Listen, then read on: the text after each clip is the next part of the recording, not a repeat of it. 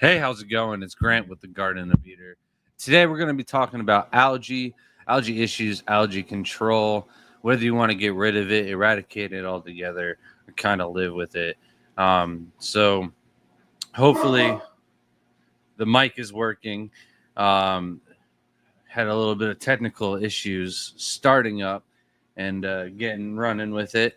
Had to use a new cord. The old cord kind of got mangled up and swapped through like 15 other ones before this one got on. So nobody's telling me that they can't hear me. So I'll take it as it is working just fine. So how's it going, Jesse? Just one more fish. Davo, Crypt Keeper, Whips World, Linda Worth, uh, Richard Reynolds with Go with the Flow Aquatics. How you guys doing?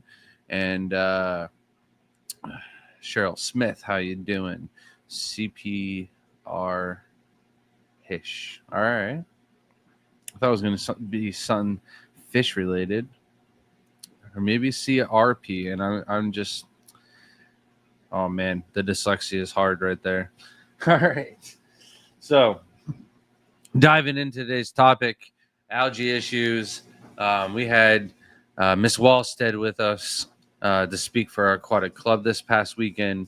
And her talk is about a lot of different things that she deals with.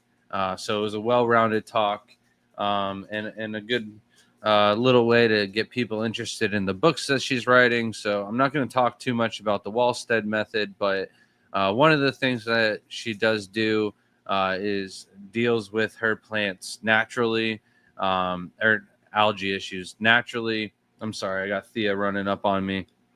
Somebody must have lit off some fireworks, and that was the issue with shrimp barking just a minute ago. But um, she handles her algae issues a little bit differently. She kind of accepts the fact that there is algae in the tanks, and instead of trying to get it out of there altogether, she just kind of works with it to maintain it.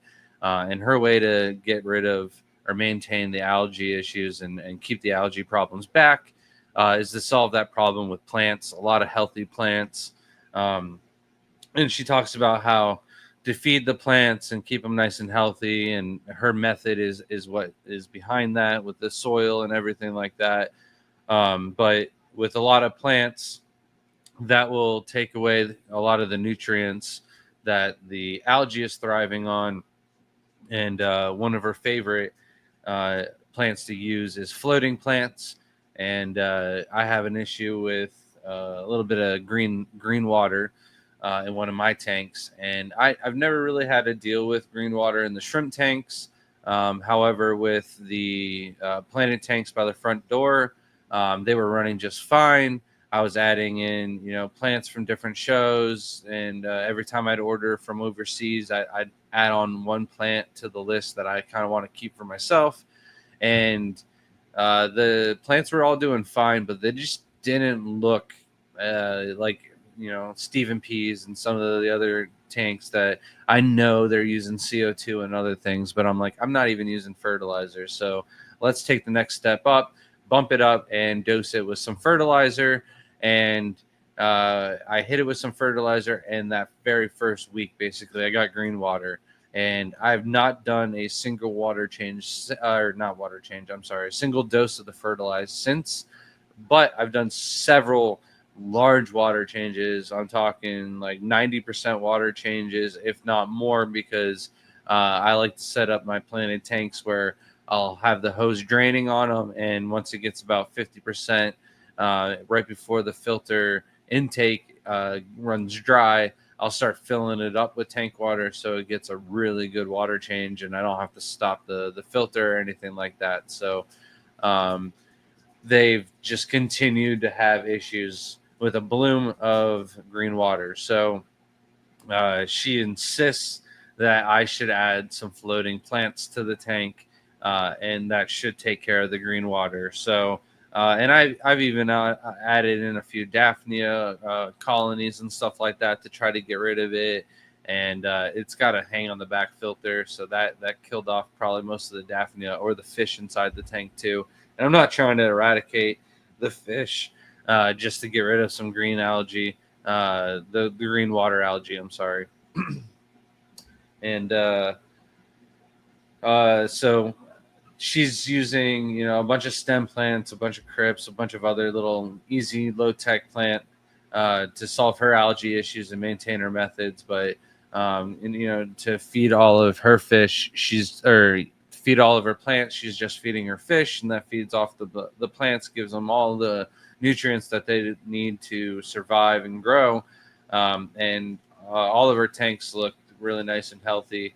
All the pictures that we saw during the talk, and we even got an invitation the next time we're in her area to come by and see her tanks. So she's only got 10 aquariums running right now, and 9 of them are for guppy breeding. And a lot of the talk was about fish reproduction, and she's got a new book about that that just came out. And we got one of her plant books about the plant ecology, and Shelby didn't realize the amount of scientific information that are in those books. So if you're interested in checking out some of Miss Walstead's books, I highly recommend them because the graphs and stuff like that. She paid a lot of money to be able to use those. She talks about doing her research, and it sounds like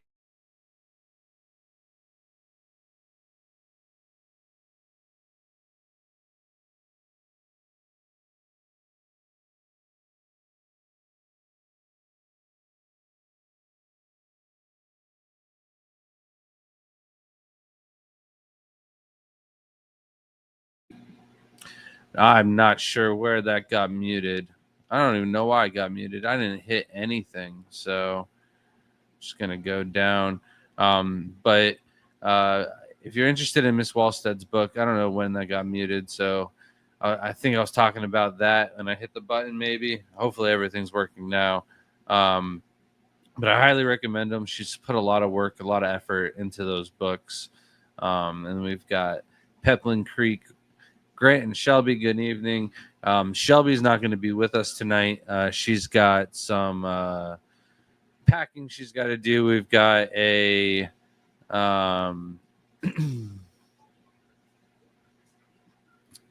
a show called iCast. It's a fishing show that's with her job with Pisces. So she's getting ready for that this week, and I am manning the helm here tonight and dealing with the kids the rest of the night. So maybe I wasn't muted very long.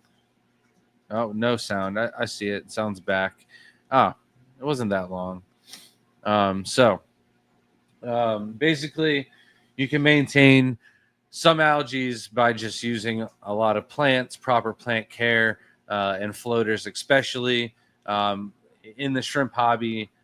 When I first got started, duckweed was in a lot of our tanks, but eventually, once the shrimp population explodes and you got to catch shrimp for orders, the last thing you really want to be dealing with is duckweed, getting it out of the way and all that stuff. It's just really a pain in the butt to have to deal with it. So maybe I'll do some Salvinia minima.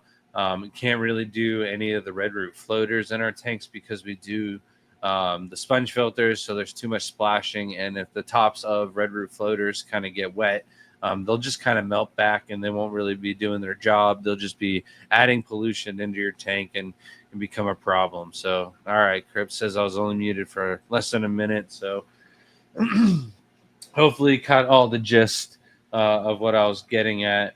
But with green water, some people like to use it for their baby fish, and it isn't always like a problem. Some people might want to have it, but for like aquascaping and stuff like that, you definitely don't want to have to deal with anything looking algae or gross or green in your water. You want that pristine, crystal clear water. So when you look at a lot of these aquascape aquariums, a lot of them, when they're going through the motions to film, when they're taking photos, a lot of the times they're doing 100% water changes and large maintenance right before they film or show anything. And then when you're first setting it up, a lot of them will do like 100% water changes every day or every other day or 50%. in order to keep up with the algae issues when the tanks first start. So a lot of these tanks that are pristine, and the method that I'm kind of setting that tank up for the Dutch style method, I think the tank would be running a lot better if I was to be doing these massive water changes more regularly. That green water would be a thing of the past and wouldn't have an issue. You can also use a UV sterilizer, but I try to use as little gadgets as I possibly can to get the job done. One of the tanks is actually kind of balanced out and isn't even green water anymore. So I'm just really waiting for this last one to kind of settle. So the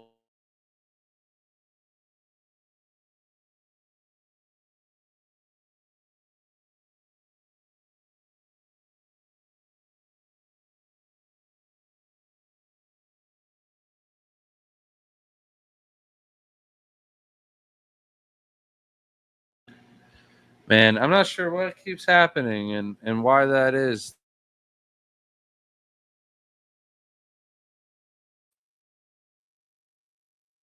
Cord gets bumped the slightest bit at all, it gets muted. So I'm gonna try not to touch it at all and get it slid over. Um, but I think where I was going was you just want to, sometimes wait things out. It's pretty hard to culture green water algae if you don't stay on top of it. So it's got to be feeding off of something. Eventually, it's going to run out of nutrients, and the tank will probably settle itself out with our tank in the bottom. Maybe the plants are a little bit thicker in that tank compared to the top tank, or there's just the fish are less dirty in the bottom tank.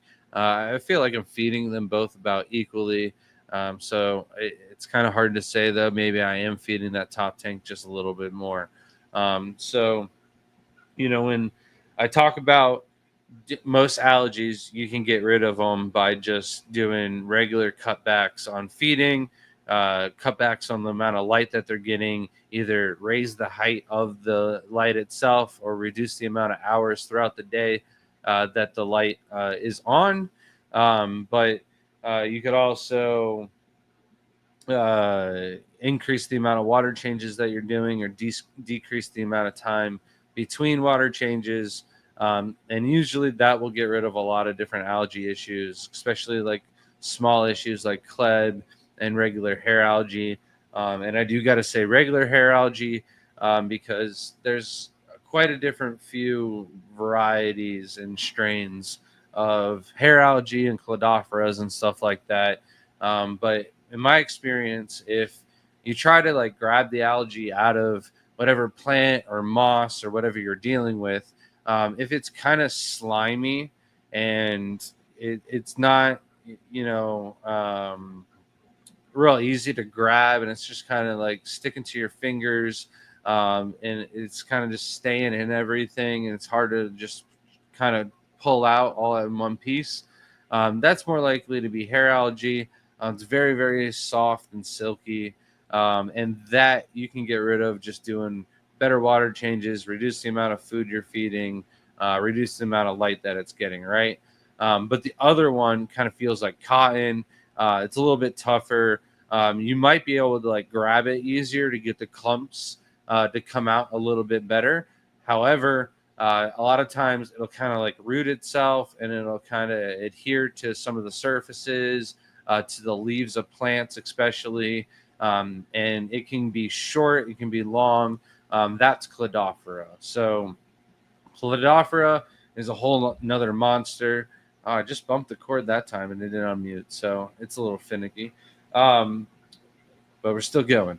But cladophora, it is like an algae and a biofilm and a like fungus all in one, but it's also like a plant. It's in its own little genus where, unlike other algae, kind of like when it dies off, it doesn't really have a chance to reproduce.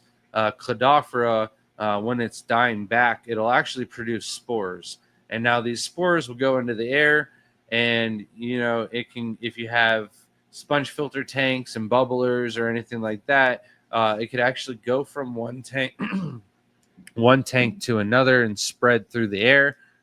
If you have like a basement or something like that and no lids on your tanks, it could actually travel and spread pretty quickly. No way, it's muted again. I think Mike's just messing with me. But if you've got like a contained environment with not a lot of flow and filtration and stuff like that, it can still spread. So you definitely want to be careful with what type of algae you have, and if you, oh, Mike might be a little back behind. I think GNC is right,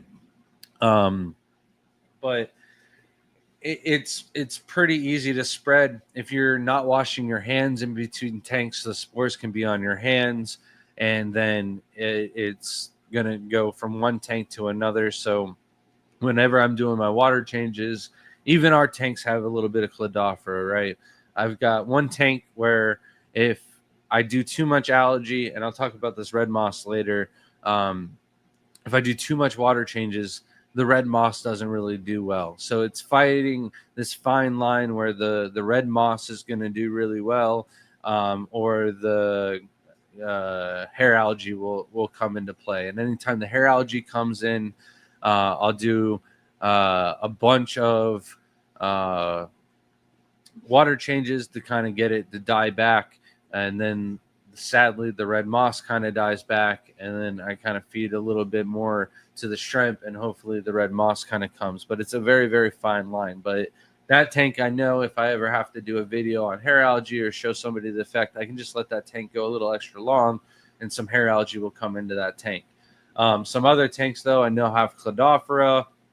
If you buy plants from nurseries and you get plants from other people and you don't quarantine them, a lot of planted tanks have cladophora. There's a lot of issues with it spreading, and because it's so contagious, not a lot of people even mind it, but some people might even be adding it into their tanks on purpose. And when we wash our hands, we try to use as hot a water as we possibly can for as long as we can. Any kind of soap and water, really doesn't matter what kind of soap you use, is what I was trying to say. There's no special real soaps. I just make sure that I lather long enough that the suds from the soap stop popping up, so that way I'm not putting any chemicals back into the tanks. And then I know for sure all of the spores are totally gone. Grant, you have over 500 tanks, but how many different types of shrimp are there? Over 160 different varieties. I haven't done a recent oh man, the word is slipping my mind, but I've got like an Excel spreadsheet of all the different varieties that I have. I just haven't updated it.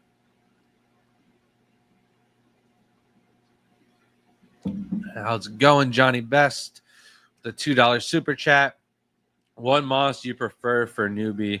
Only moss tank setup. So there's a mixed moss portion on our website that we like to sell. I generally try to make sure that it includes at least 3 types of moss. Sometimes it might only include 2, but it does come with a really decent portion of moss in it. And generally speaking, 1 or 2 of those types of moss will take off in your tank, and it's a good little starter portion of moss to get you going. But if I had to just choose one out of all the mosses, I would say Christmas moss, but really Christmas, peacock, spiky, weeping, all of those are going to be really good choices. They all grow very similar in speed. They're very easy, but Christmas moss, it's just a favorite of mine. How's it going, Papa Shrimp? How would you like to be our guest possibly next week? If not next week, the following week. I might not be back from South Florida next Monday. We're kind of playing things by ear right now. I know it's this weekend, but it's possible that we'll have you on. I'd like to talk about your methods, and then I think it'd also be cool if we ran through the footage of the last shrimp contest. Some people were interested in why we judge the shrimp the way we judge them. So either one or both of them would be cool with me, but I'd love to have you on as a guest. How's it going, Lefty? Nice to see you. I know I skipped over a bunch of people. I was muted. I was trying to get things figured out. Craig's Catfish Cave, Larry D, Peplin Creek. How's everyone doing? All right. Yeah, I will try to message you. I know I'll have plenty of time while Shelby is at ICAST, but I will also be throwing things together these next few days for the future shrimp contest as well. So it'll be cool to talk about that. So back to cladophora. It spreads. Oh man, I hit the cord again. I thought I was going to mute myself. It spreads so easily, so controlling it. If you have a tank with it, I highly recommend keeping a lid on it so the spores have a less of a chance to travel, sterilizing your equipment and stuff like that. But getting rid of it is a little bit of a task. I've tried many different methods and different products to try and get it to die off. All the things that I talked about to get rid of the hair allergy. It might prevent it from growing a little bit quicker, but in my experience, it just doesn't die off with just basic water changes, reducing the light and stuff like that. You'd have to black out the tank so much that all of your plants are going to die off pretty much to kill off the cladophora, right? So that's not a solution, that's not a solution. And then the other thing that is like really well known in the algae world is hydrogen peroxide.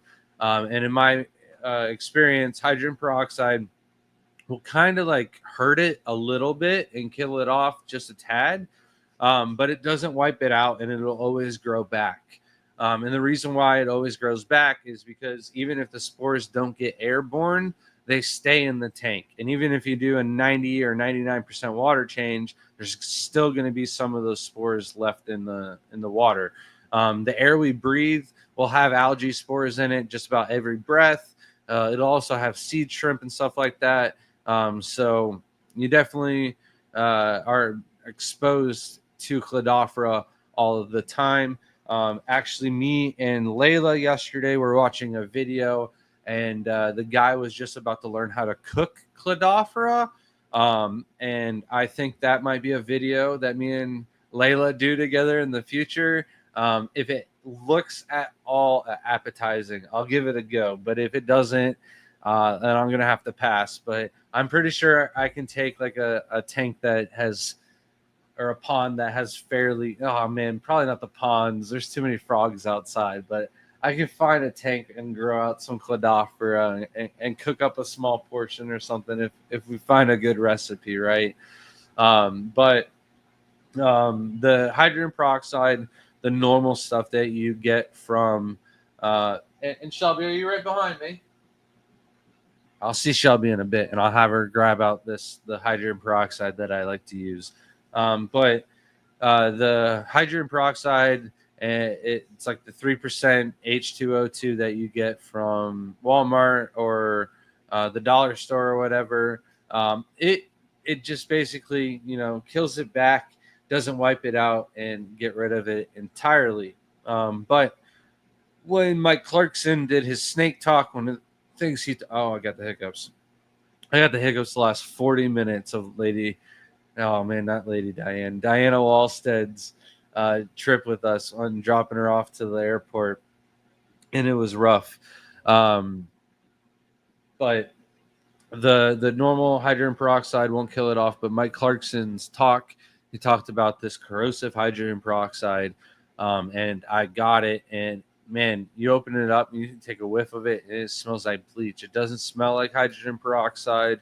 I thought it would smell like stronger hydrogen peroxide that you buy from the store. No, it smells like bleach, right? And I've used it in pretty large doses with shrimp in the tank, and it hasn't affected the shrimp, and it definitely killed back the cladophora a lot more than the normal hydrogen peroxide did. Then on top of that, I dosed it, for several days in hopes to try and kill off the spores or any spores that had formed. And I was able to eradicate it out of this 55-gallon tank next to me. But in Diana Walstead's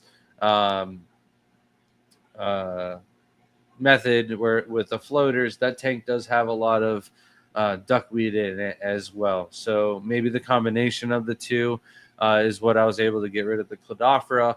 However, that's a neocaridina tank, and you want to avoid using hydrogen peroxide with aquasoils. It can break down the aquasoil a lot faster and cause your pH to swing a lot sooner than you would want it to. So avoiding hydrogen peroxide with caridina tanks, I had to find a different solution altogether in order to kill cladophora. And what I came up with was a product from Brightwell. It is a liquid product called the Razor. There is a freshwater and a saltwater version. I know I've recommended this and talked about this several times before. Not every time. A lot of times people will order it off of Amazon and they'll get the saltwater version instead of the freshwater version. I've tried to talk with Brightwell about it, and since the last time I talked with Adam, I haven't heard of anybody getting the saltwater version. But you want to make sure that you do get the freshwater one. Amazon will take the return and send you the right one. Maybe your local pet store, if they carry Brightwell products, you might not even know it because Brightwell is more popular in saltwater than it is the freshwater. So take a gander and look into your saltwater. If there's any Brightwell products, look for like Microbacter 7. It's their most popular product. But if they do have it, then your local pet store should be able to order in with one of their wholesalers or directly from Brightwell themselves. And I think people are even able to order off of brightwell.com now. Somebody was talking about the substrates through there, but I can't remember what else you're able to purchase, or if you're able to purchase through them. Are you in the kitchen? Yeah. Oh, never mind. Is that Shelby? Yeah. Oh, can you bring over the hydrogen peroxide, the corrosive one? I don't know why. You sounded like Jaden for a second. I was like, I don't want Jaden to touch it. And then after that, will you grab the razor? I'm very, very not well prepared. But back to the hydrogen peroxide, and I'm not touching it. Be the hand model. You're not part of the live stream until you're part of the live stream. So this is the. I need to talk into the mic, Mike. This is the hydrogen. Don't touch the mic. The corrosive hydrogen peroxide. I know if you read the active ingredients, it's less than 3%. So I don't know what exactly is in this contraption, but I've used it with fish. I've used it with shrimp, and had very little side effects compared to Razor. Razor is a lot more effective, and I'm not sure what has happened in the recent. It's in the cupboard middle cabinet, and in the beginning there wasn't these little bits of film in it, but the last 4 or 5 2-liter bottles that I've gotten of it, there's been a little bit of film, and I feel like the fish losses that I've had with dosing this, at first there was some where there wasn't enough flow in the aquariums and not enough oxygen in the aquarium. So I wasn't having any issues with it at all in my canister or hang on the back filters or the smaller 10-gallon tanks. If the filter was just cranked and running real nice, there wouldn't be a problem.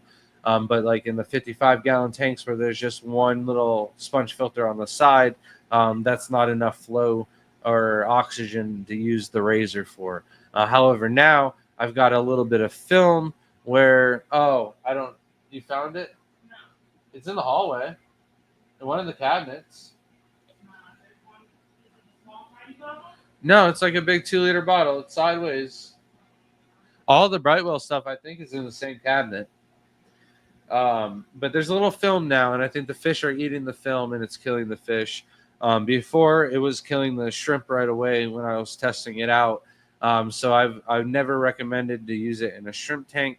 If you need to kill shrimp, if you need to kill the algae in a shrimp tank, I would recommend using like a bucket or something with an aerator or the filter included. And no, you can't use the filter. You have to use a totally different. If you use the filter, you're not going to kill the cladophora spores on the filter. But put a little bubbler with the shrimp water, fresh, clean shrimp water. Don't use tank water, and make sure that you dose the tank with all the shrimp out of it. It's really hard or almost impossible to do with babies, but it's the only way to get rid of the algae. That's where some people kind of accept the algae. Because no matter what you do, where was it? In the counter. I had to get a ladder because it was so far back. Oh, I'm sorry. So here's the Razor product that I was talking about. They do sell it in like a 500 milliliter or a 1 milliliter jug as well. But I try to buy in bulk so that way I'm able to have a lot of it for a while. What's going on? Oh, you're just doing that for fun. All right. But move your livestock into a bucket or something like that. Dose the tank. I found after 3 treatments, it kills just about everything, and you don't have to worry about algae anymore in that tank coming back. There's a bunch of these algae. Cladophora is one of them, where you're just not going to get this algae unless you introduce something that has that algae to it. So the cladophora won't come back. And like if you had staghorn, kind of looks like overgrown hydra. It can be like a little white algae or look like kind of tentacles. It's a really weird one. But I found that Razor is the only real thing that kills that as well. The hydrogen peroxide kind of like burns it and nukes it back, but after the water kind of cleans up, it grows back again. So after you've treated the Razor for 3 treatments, you can do a 90% water change and move the shrimp back in, move the fish back in, whatever you have, and that'll get rid of the algae. But I've recommended that to a lot of people, and there's been a ton of people that came back and told me how great of a product, how great it worked, and everything like that. So awesome to hear. Glad to see we've got more of our followers that are interested in the shrimp contest. Frog legs are good though. I've never had frog legs. I'm saving that for like a all the words doomsday kind of scenario. Yeah, and you can eat duckweed too, but I don't plan on trying that anytime soon. How's it going, Malcolm Reynolds? How's it going, Benny Tay? And Benny, if you're waiting for something off of me, please remind me. There's been a lot going on lately. I've been dealing with a lot of extra stuff on my plate recently. How's it going, Scotty? I think Myra might actually be sleeping.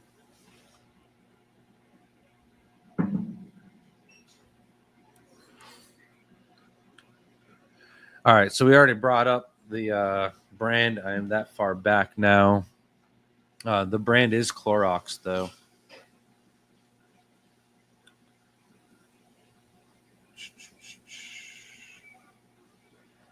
How's it going, DD? All right, and I'm all caught back up on chat. Cladophora, though, is the bane of my existence.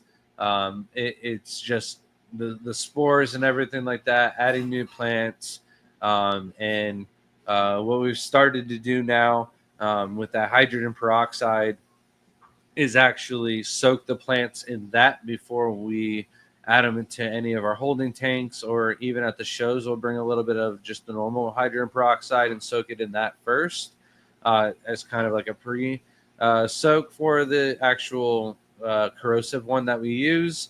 And then if it's like real bad, I'll break out the Razor and I'll do a soak in the Razor instead. But if I can't see any any visible algae, I'll just use the hydrogen peroxide. But if I see cladophora on the plants that we get in, I'll hit it with the razor. How's it going, Ross? So the next one I'm going to talk about is going to be Blackbeard algae. This is one that so many different people have issues with. One of my pet stores, pretty much every single one of them, our local pet store that's nearby, is just infested with Blackbeard algae, right? Blackbeard algae loves flow, it loves high nutrients in the water. And a lot of times, um, it's one of those old tank syndrome things, right? You can do everything right, and then 5 years down the line, Blackbeard algae will just appear. And I want to say it's one of those ones where you have to introduce it, but I think it's just everywhere. And can just pop up. However, if you introduce a plant or a piece of rock or wood that has Blackbeard algae into a healthy tank, it just explodes and takes off. So, one of the ways to get rid of the Blackbeard algae off of plants is soaking it with the hydrogen peroxide. It's really common to get on plants like Anubias, where it's really slow growing and it'll just kind of grow on old leaves. So the best way is just to trim off those leaves that do have any of the Blackbeard algae on it, soak the plant in some hydrogen peroxide, and then it's just kind of pray that it doesn't show back up in the aquarium. Hydrogen peroxide, the corrosive one, is very effective in killing it off. The razor I've found is also pretty effective in killing it off too. But what I find is if you don't treat the problem for the Blackbeard algae, it's going to come back pretty quickly. And you got to get rid of that kind of old tank syndrome, right? So if it needs a deep substrate clean, it's pretty hard to do in a shrimp tank, right? And in some of our tanks where the substrate's so old, they're like 10 years old tanks that's still running with aqua soil. They're the little tiny aqua soil balls are just coated with Blackbeard algae, right? And the only way to really get rid of that is to just siphon up most of the gravel, if not all of it, and do a complete substrate swap. The filters also have it on them, so you'd have to soak in them. But after your Caridina tank gets old tank syndrome and gets Blackbeard algae without introducing it, it's probably best that you just go ahead and reset the entire aquarium. But I would, if you're going to keep the same tank and reuse it, I would soak it. If you're going to use the filter, I would also soak it in hydrogen peroxide for a good while. Then I would fill up the tank, start the tank up with just RO water and a bunch of hydrogen peroxide to get that thing started, because I feel like the Blackbeard algae is so easy to come back if you don't get it all out of there. And then, like, if you're doing water changes or if you've got Blackbeard algae on your hands, it's really introduced into the next tank over. Splashing and bubbling, you might not think that the sponge filters are splashing that much, but little tiny micro bubbles with spores of the other algae will get in. So I definitely recommend lids and stuff like that. But Blackbeard algae is one of the easiest ones to transfer. Not as easy as the cladophora, but again, it thrives in old tanks. It thrives in new tanks. So if it's introduced into a tank at all, pretty much it's going to take over. And it loves flow, but it still grows in tanks that have no filter and no filtration at all. So it is one of the big thorns in the hobby. And I know a lot of people have quit and thrown away their aquariums altogether because of the Blackbeard algae.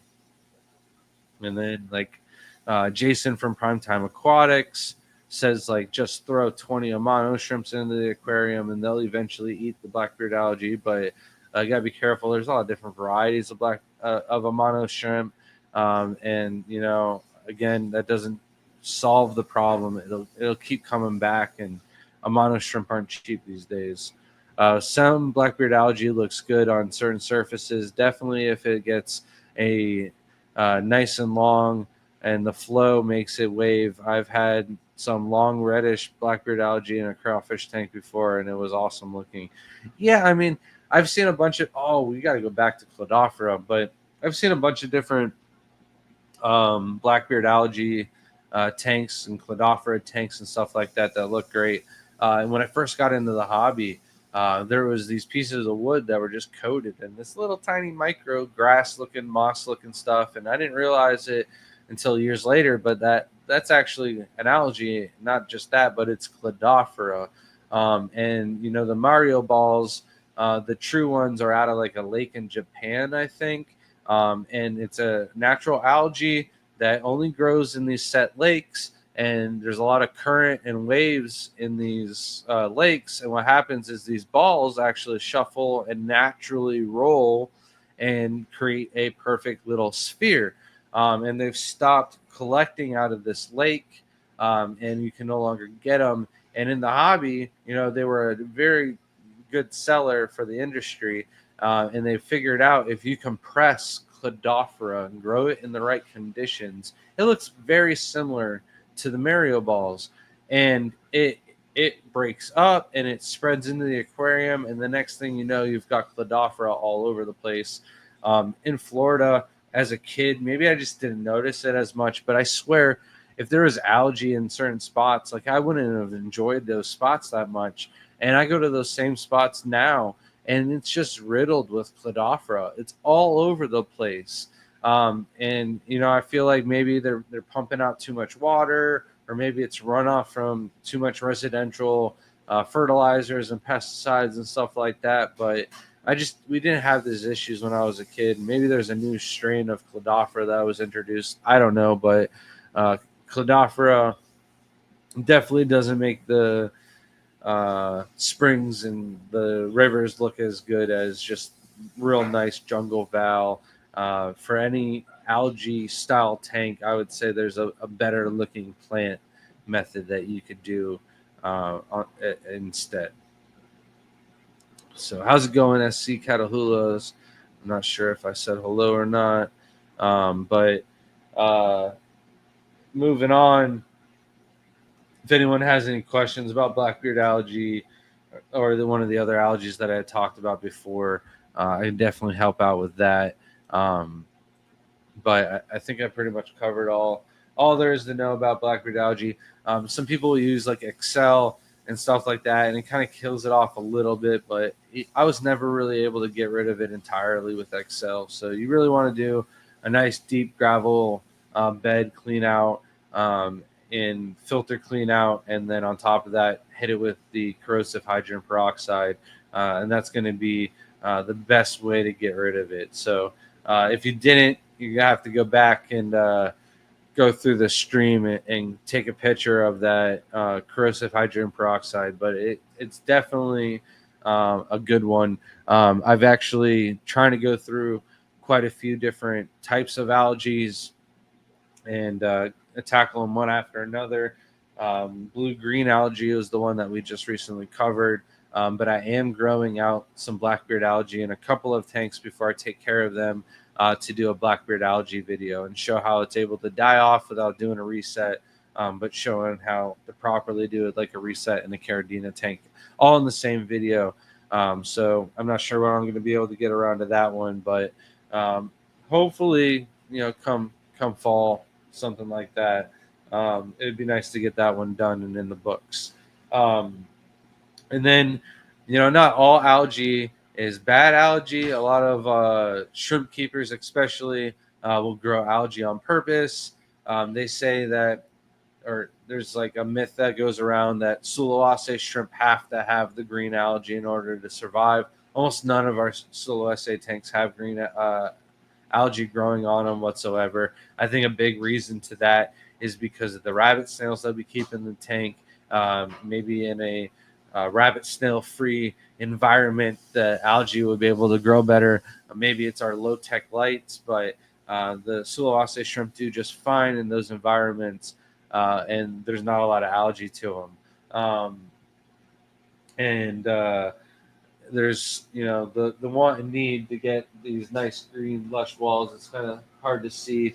The walls over here are probably the greener ones on this rack that you can see. Again, it's not needed.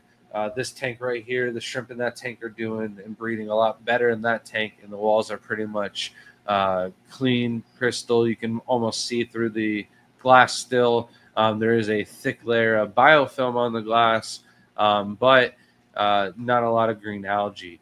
I would say the brown diatom algae is a lot better, but still, if you like the look of it or if you wanted to grow it, the more light that you have on it, the longer you keep the lights on.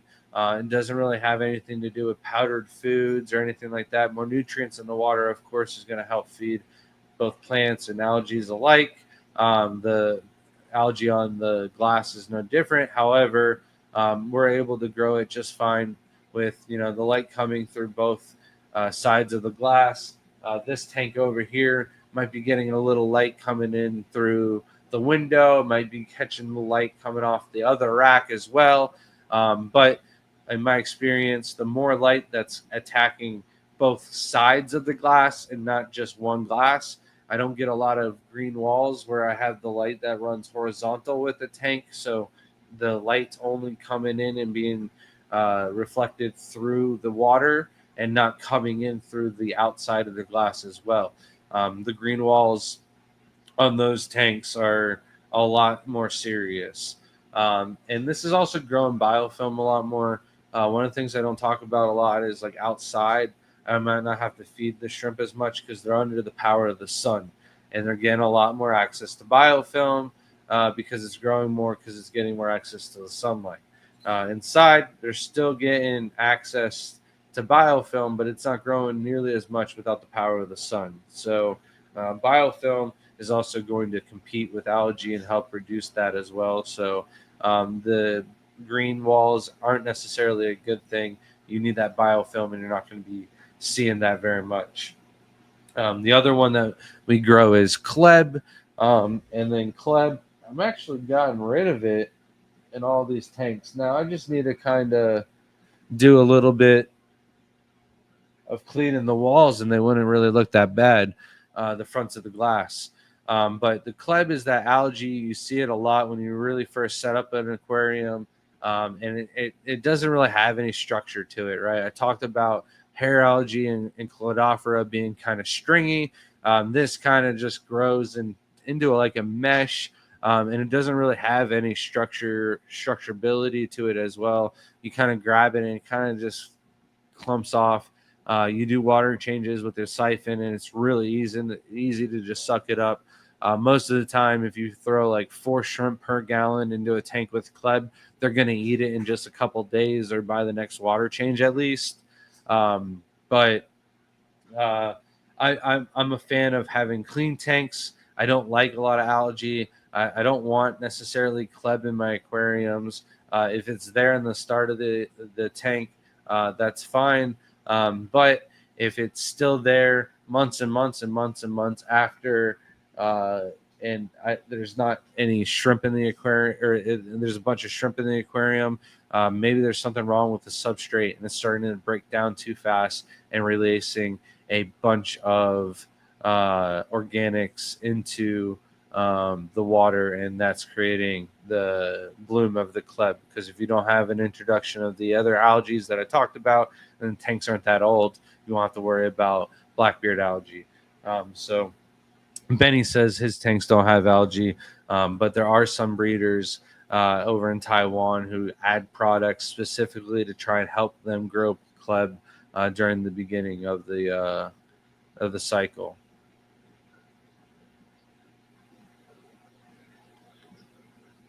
All right, how's it going? Shrimp Texas, or Hobby Shrimp Texas. Scrolling through chat. I still don't quite get why Asia, the teaching is to create more algae on the walls through introduction of more nutrients. Yeah, I'm not sure either. I've tried those methods. I spent tons and tons of money on different products from different brands on growing them out, And I didn't get any difference in results of those tanks with the tanks that I use with the exact same substrate and just, my basic shrimp minerals and feed the shrimp that I do, and got the same results, if not better results, because I wasn't adding a bunch of powders and stuff. I was getting a really nice baby survival rate with my method. So, but everyone's got a different method. Everything can work differently for different people. So, if somebody's having an issue with the nice clean tanks like we're having, maybe try dirty tanks and not throw in the towel altogether. But the next one that I'll talk about is the blue-green algae. I'm going to try not to talk about this one too much because I did produce a full-length video about it not that long ago. But if you do have the blue-green algae, or cyanobacteria is what it actually is, we use maricin, which is in the fish hobby an actual medicine to cure bacteria infections. So it being a cyanobacteria and being a bacteria, the maricin kind of made a lot of sense. Stephen P. Was like, oh, that's what you use to get rid of it. And then I saw Fritz had some, and then they also recommended some slime out. So I used the slime out in the larger tanks. I used the maricin in the smaller tanks, and then wiped out the blue-green algae, and it hasn't come back to this day. And we've added a couple different types of fish, some newts, to those aquariums, and it still hasn't come back with the overfeeding and the adjustment to new livestock. And usually that happens in those tanks every single time, especially when we go on a trip or something like that. How's it going, Bugsy? I just noticed one of my shrimp has part of his carapace partially hanging off. Is this just damage from other shrimp, or is this an issue? It could be damage from other shrimp. It could also have been a molting failure. And then Benny actually just said that it could be a molting if it happened and wait for the next molt to fix it. It could also be injured during a food fight. So yeah, pretty much both things that I just mentioned from Benny himself. It can fix itself sometimes with a molt. Shrimp do have a little bit of rejuvenation abilities. However, if you didn't notice it, and it you know what I mean, it's been like that for a while in its entire life, and it stays like that when it molts. It might be genetic, and I would probably not let it continue and carry on its genetics. But I've never really seen that. I'd like to see a picture. I'm curious what it looks like. I think I would like to try the calyx balls, especially with so many fry. I think people have a tendency to overfeed the powdered foods, thoughts which may contribute to algae growth. The powdered foods definitely contribute to algae growth. I'm not sure about the calyx balls themselves. I've never actually used them. However, I've got a lucky opportunity that next month Benny is coming, and he said he was going to bring some of them for us to try out. So I'll let Shelby try them out, and then I'll give them a go in a couple of my tanks as well, if they end up working out.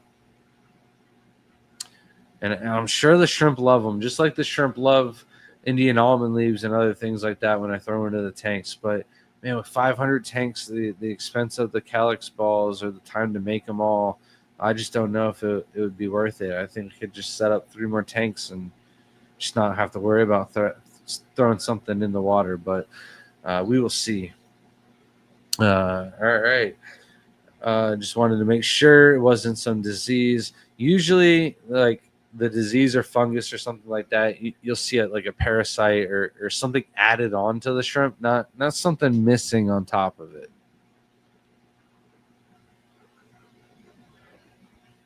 How's it going? Fish frenzy addiction. Oh my god. Addiction. I'm sorry.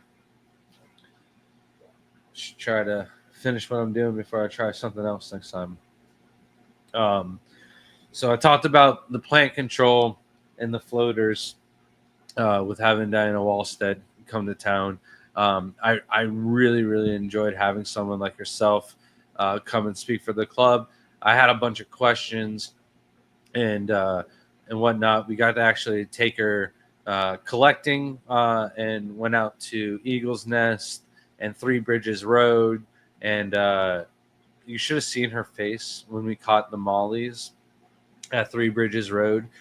She actually spotted the fish.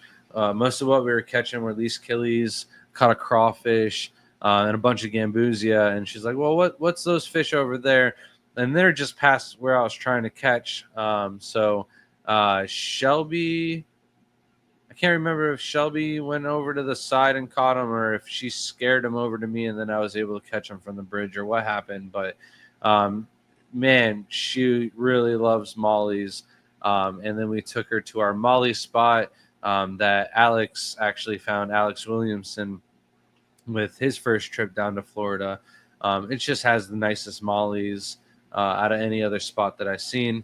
And a tree had actually fallen down in the last hurricane, and it created like this little tide puddle.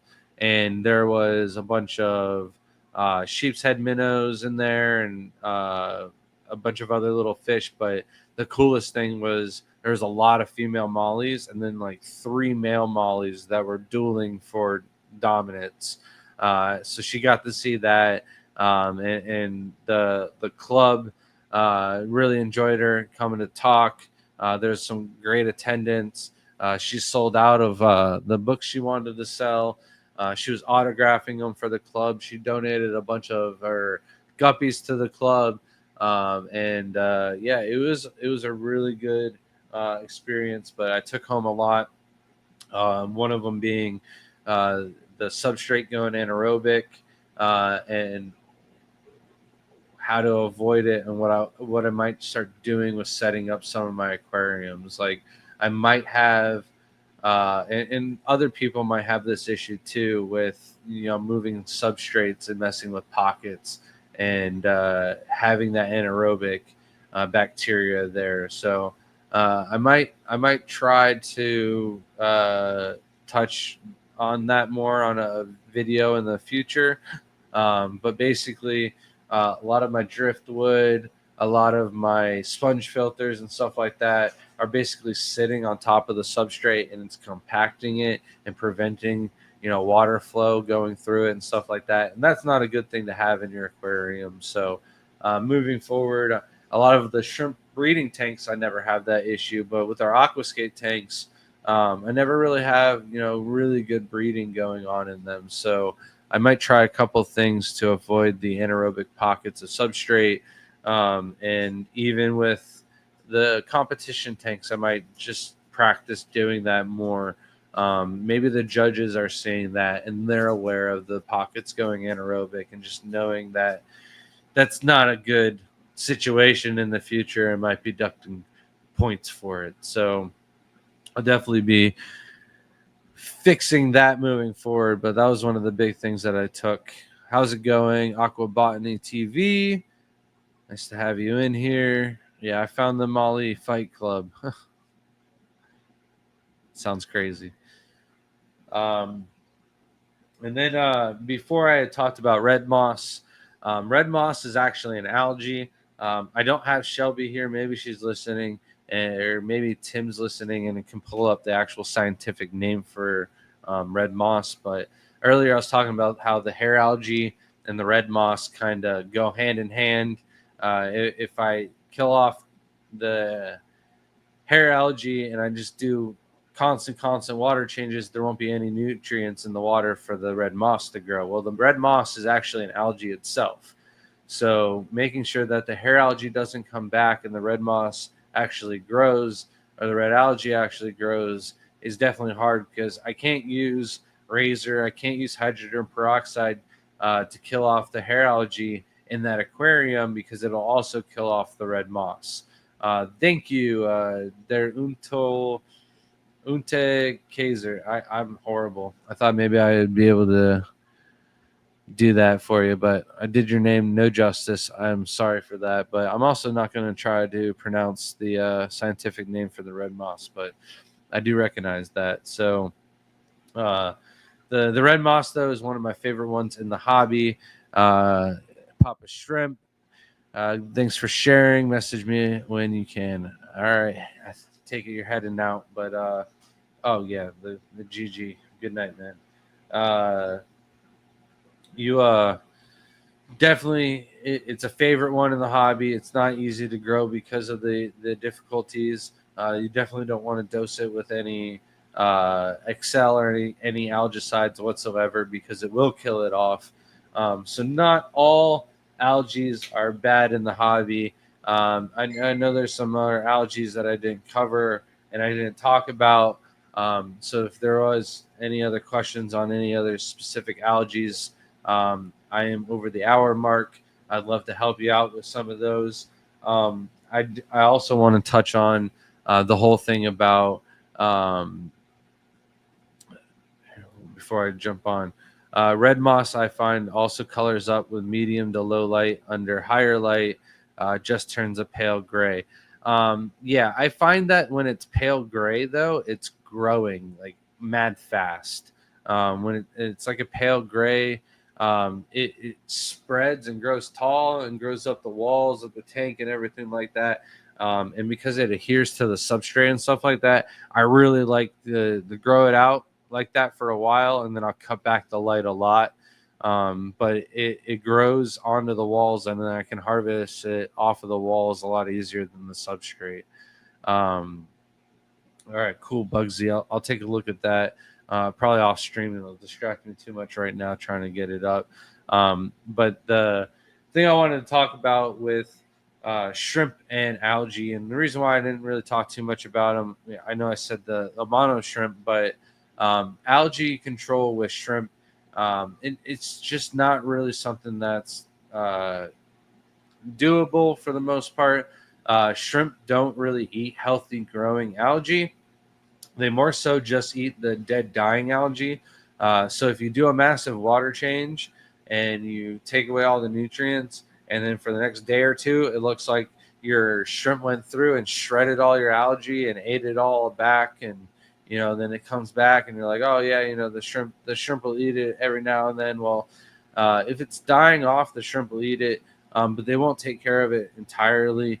Unless the problem is taken care of. So eventually the tank can stable out. You could have, the nutrients in the water finally be low enough that the beneficial bacteria in your filter is able to keep up with it and can maintain the water to where it's not producing the algae anymore. Maybe the plants will outgrow the algae source, but there's a lot of people that will even talk about, oh, I have this tank. It's completely algae free. I have my shrimp in it, and I grab clumps of algae out of other tanks and throw it in there. Yeah, well algae is growing in that other aquarium that doesn't have the proper balance, and then you're throwing it into a tank that does have proper balance, and then it's dying off, and then the shrimp are able to eat it because it's dying off.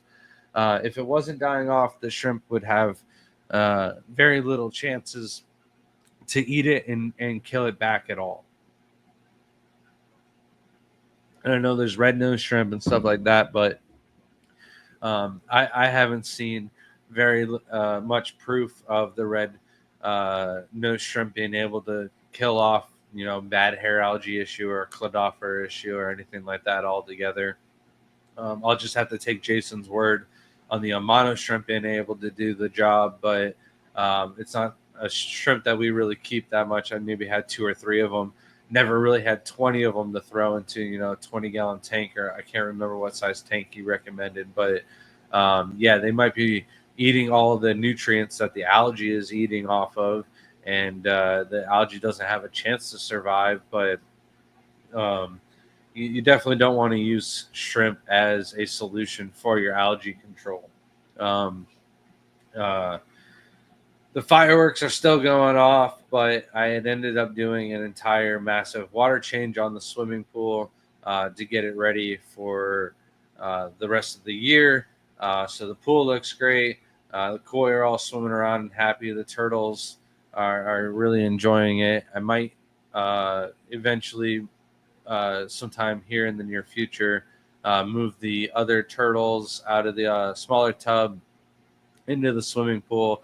The 4 females are just getting massive in size. The male is kind of just taking his time to get a little bit of growth to him, but that's completely normal for the Diamondback terrapins, but the uh, rest of the year, I'm going to try and get the pool completely spotless. So going into the winter and everything like that, it's all maintained. But I rigged up one of our pumps to our pool vacuum hose or whatever it is, and I've kind of got it tucked back. So whenever I need to drain the pool, I'm going to use that instead of draining it out of the top of the actual drum filter or trickle down filter, whatever we want to call it. And that will help clean off the sludge off the bottom and keep it clean throughout the entire year. I'll try to keep the leaves off of the water column when we're doing, regular maintenance after storms and stuff like that, just feeding them and stuff. And then on top of that, we added a bunch of frog bit from the other turtle pond.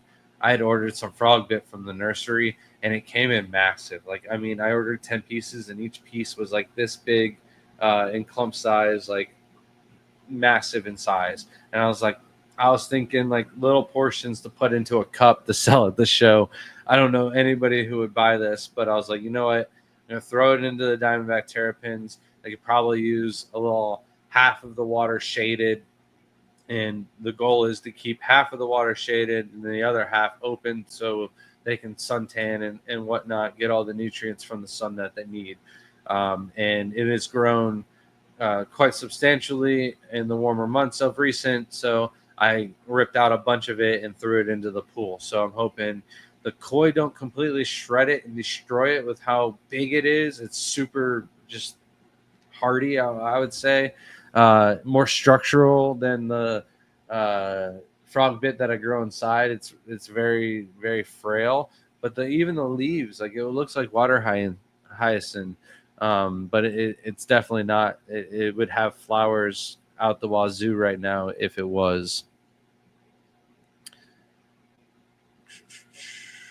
In my experience, red-nosed shrimp typically don't survive for long since they're originally from a brackish environment. They thrive in my Opaula tanks, though, and they're also a two-stage shrimp, so I don't believe you're even going to get them to breed in the Opaula tanks. But yeah, they're definitely a cool shrimp to have. It's sad that they're all wild caught and not able to breed in captivity.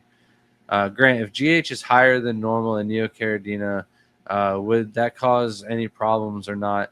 I don't think so. I don't think that there is a GH that is too high for Neocaridina. My experience, we've gone to the Florida State Fair where they had 750 total dissolved solids, or 700. Either way, it was high. And I've accidentally had tanks evaporate and whatnot in the garage, and they got, if they were at 220 total dissolved solids and it evaporated 4 or 6 inches, it can definitely climb up into the 300s or higher, and it wasn't any issue at all. It's just when they don't have enough GH is the problem. So also with the pool on top of the vacuum and being able to siphon off the bottom, we also are going to plumb back into the hot tub, and I'm just going to get the exact perfect amount of water with an adjuster valve, so that way the water doesn't go out of the waterfall out of the hot tub and just comes out of the skimmer and the pump, the water jets out of the pool. And that way it'll run through the filter of the pool system again. And I think that also is what helped used to keep the pool so much more cleaner, because I don't know if I talked about this on live stream or not, but we left for Colorado in the beginning of the year. It was like a 6 or 7 day trip.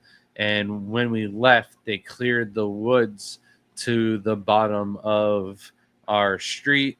There was a retention pond surrounded by woods. And what they did was they knocked down all the woods that surrounded it and made the retention pond 4 times bigger in size. I don't know why they did that. We were not having any flooding issues or anything like that at all in our area. There was definitely an issue where the side was collapsing because we get so much rain, but the thing had never overflowed. It never overflowed or anything like that. Never even gotten close. So why they did it, I'm not quite sure. But when they did it and we were gone, they got rid of all the woods. They got rid of the habitat to something. I don't know if it was a raccoon or a possum or what it was, but they ended up getting all of our larger koi. If it was larger than 2 foot, they ended up getting them. And when I came home, I do my normal check. I walk through the house. I make sure there's no wet floors. There's nothing that none of the tanks look like they've gone rancid or anything like that. And then I go outside and I do the same thing. And when I walked outside, there was just scales everywhere. And we've got a lot of our koi from Bill Shields, and Bill had a lot of the koi were the large scale gene. And so they had these big plated scales that went down the sides of them.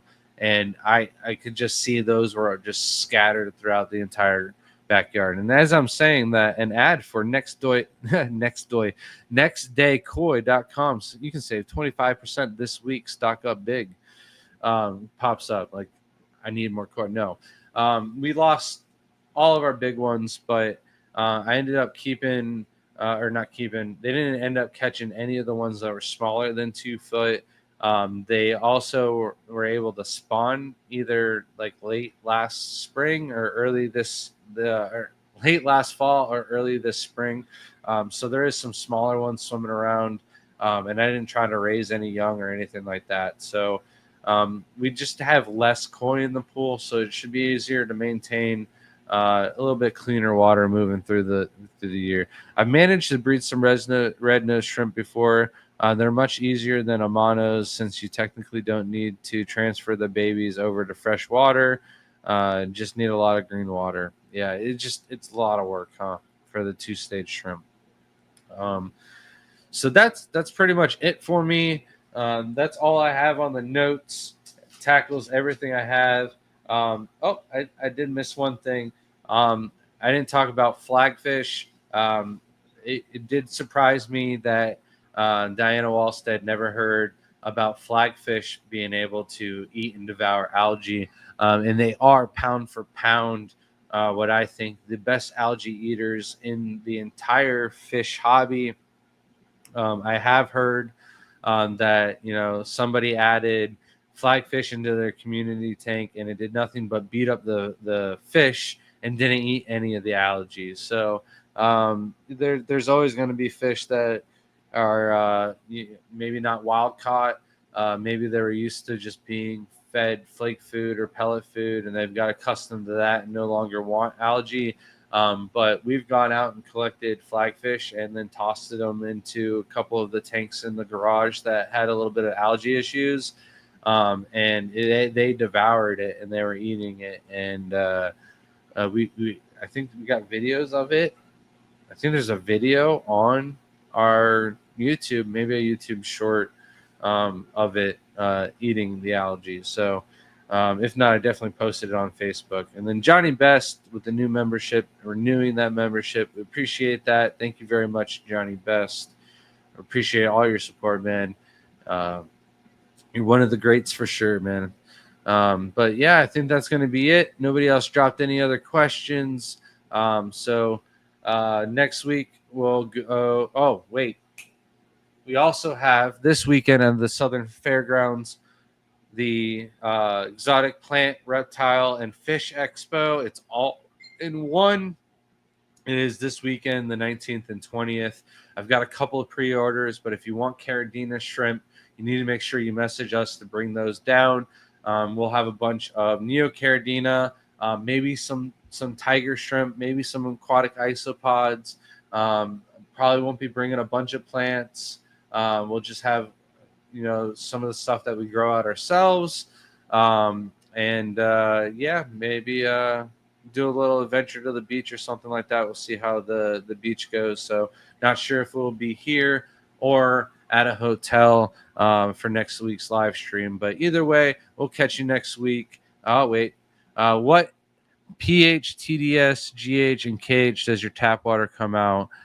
For us, our pH is about 7.4, which is very neutral in pH. What most people will have. Our total dissolved solids are around 180. It bounce around 170 to 186. And then we have the GH is about 7 or 8. The KH is about 3 or 4. And then it does actually have a little bit of ammonia as well. That's the only really things that we test out of our tap water. And that's general ballpark pretty good for Neocaridina. If you had to mix your own water and you wanted to adjust your water, I would aim for 220 total dissolved solids. And as long as your GH is higher than your KH and your water didn't go through a water softener, I wouldn't worry about the rest of the stuff. It's going to have everything that you need as long as you use a GH-KH mineral, right? Not GH only minerals, but it'll have everything you need for your Neocaridinas to thrive. And even tiger shrimp will do real well in those parameters as well.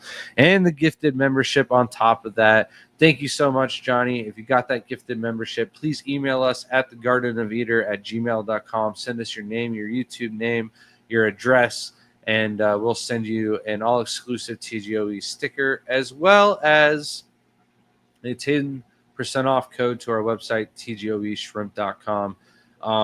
I don't know if the prices have been adjusted on shipping or not, but today we had to ship out orders, and a lot of the prices have gone up.